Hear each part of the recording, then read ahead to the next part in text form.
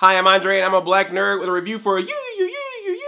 I'm sorry, that was stupid. Yeah, y'all, sometimes I like to talk about movies that aren't superhero films or animated things. Sometimes I want to watch a rated R movie. Sometimes I want to watch a horror movie. If you like me doing that, make sure you subscribe to this channel. Subscribe!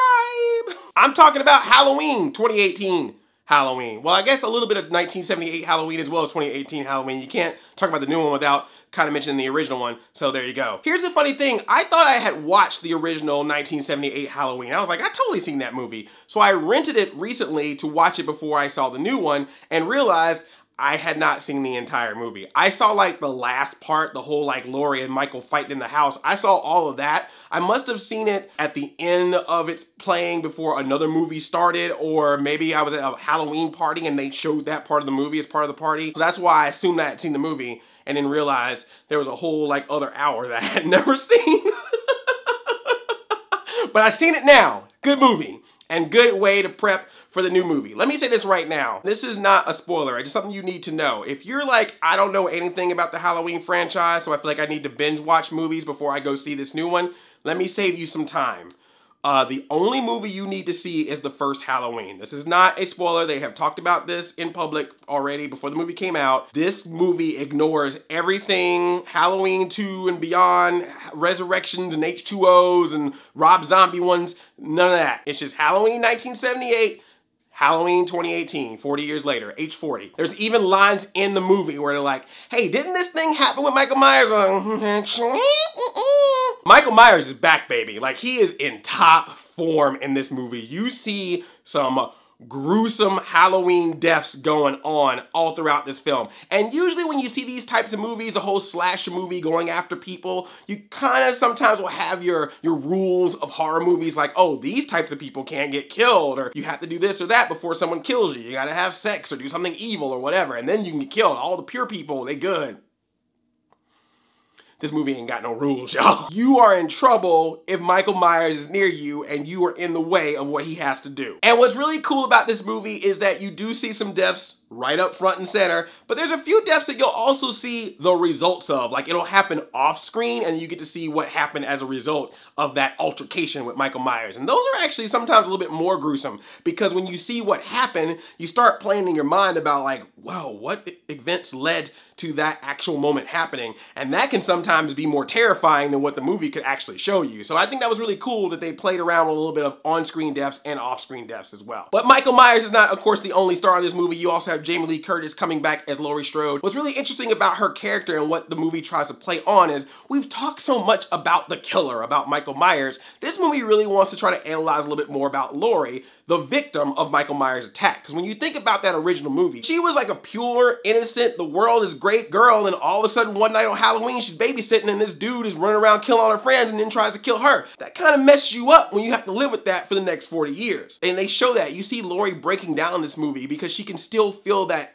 energy of being attacked by Michael Myers, even though it happened 40 years ago. And people keep trying to be like, you gotta move on, but she can't. She has a daughter that she's raised to like train to be ready for when Michael Myers comes back. So she has this weird kind of distant relationship with her daughter. Jamie Lee Curtis like really nails this role. You can tell how much this character means a lot to her, and everything from her emotional drama of dealing with this situation of what happened to her and having to live with it for so many years, all the way down to, of course, having to deal with it again when Michael Myers is loose. You just see all the different elements of this character, and Jamie Lee Curtis nails it the entire time. There's a lot of nostalgia in this movie, like a lot. Like, this movie is really paying homage to the original a lot. Nostalgia is always good. You want to have that throwback, and of course with a movie like this, you want to be as much as in tone and feeling as the original movie, as opposed to like going on some weird tangent that's gonna lose people who are Halloween fans. There are some times when the nostalgia works really well, and there's other times when nostalgia feels like there's a guy on screen yelling at you, hey, remember Halloween from 1978? Remember that? Look at this. Look at this shot. Look at this thing we did. Look at this feeling that we tried to put together. Listen to that sound effect that we took from the original film. You remember that? This is like the 1978 one. You feeling it?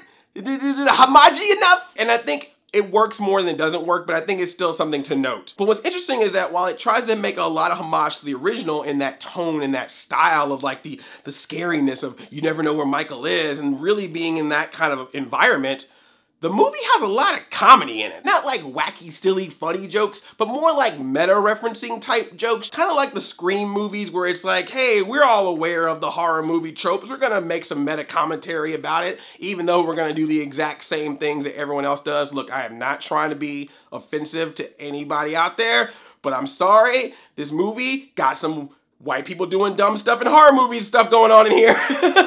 There's some people who can't run all of a sudden. There's some people who gotta check out a funny noise. There's some people who's looking forward and Michael's like right there and he's got those big boots on, but somehow you can't hear him. I'm just saying. There's a little black kid in this movie. There's a point where this kid, I don't want to say too much, man, but there's a point where this kid could have been a hero. He could have put out some bravery at one particular moment, and that kid was like, peace. Also, there's some extra characters in this movie, and you know they're just there to get killed, but you know, it's fine. There's something that's gonna mess the movie up. The pacing is really good. It moves really fast, which is cool because like the original movie was only like 90 minutes. But my only true complaint about this movie, so the problem with horror movies nowadays, they always gotta figure out what to do with a cell phone. Because they're like, well, you know, you can just call somebody up and you're good. So they always gotta do a thing like, oh, the cell phone broke, or we lost reception. There's something they do with a cell phone in this movie, and I don't know, maybe I'm just wrong. Please, if you see this movie, let me know if you feel the same way I feel. But they do something with the cell phone where I went, you could probably still use that cell phone. Like, you can just take it out of what it's in, probably clean it up a little bit, and it would still work, or possibly work. Like, you know, we got screen protectors nowadays. We got phones that are waterproof. We got phones that have these giant cases with bling on the back of them. I just feel like that there's a possibility in the case of what they did with the cell phone where it still has a percentage chance to possibly still work.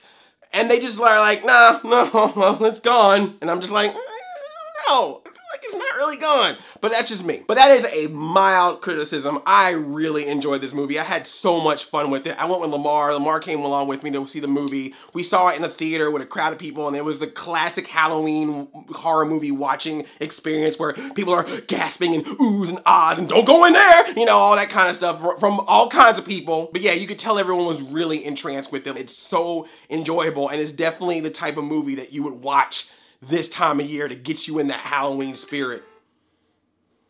What was that? What was that? Why did my phone just ring for like a second? That's scary. Oh shoot, Michael, you...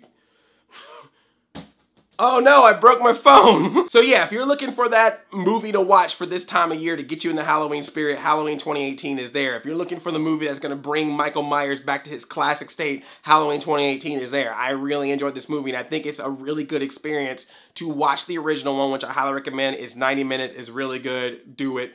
And then right after that, go off and see this movie and just enjoy yourself. It's a Halloween sandwich. And you're the meat in between. Let me know if you're gonna go see Halloween, and are there any other horror movie icons you feel like need another shot on the big screen? If you're new here, make sure you subscribe to this channel and also ring that notification so you can be part of my squad by the bell. I love you like a play cousin. I'm Audi 5000. I'm gonna turn on every single light in my home because now I can't sleep after seeing this movie. I'm scared that Michael Myers is gonna come up in here. I didn't put that there. And who called me for like 1 second?